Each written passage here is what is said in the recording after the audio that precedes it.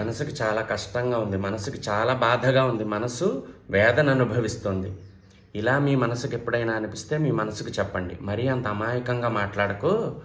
దెబ్బ తగిలితే శరీరానికి బాధ నొప్పి రావాలి, అలసిపోతే శరీరం కష్టపడాలి, నీకేం నొప్పి నీకేం బాధ అని మీ మనసుకి చెప్పండి. అయితే మనసు బాధను వేదనను కల్పిస్తుంది. మన ఏవ కల్పతే అని చెప్తారు. ఎందుకు కల్పిస్తుంది అంటే ఇక్కడ పుట్టిన కోరికలు తీర్చుకోవడం కోసం మనసు బుద్ధిని ప్రేరేపిస్తుంది. బుద్ధి శరీరాన్ని నడిపించి ఆ కోరికలన్నీ తీర్చుకోవాలి అని చూస్తుంది. కాబట్టి ఈ మనసులో పుట్టిన కోరికలను మనం ఆపలేం.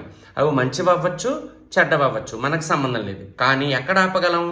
బుద్ధిలో ఇక్కడ ఆపగలం. ఇక్కడ ఆపాలంటే ఇక్కడ ఎవరు ఉండాలి? అమ్మవారు ఉండాలి. ఎలా ఉండాలి?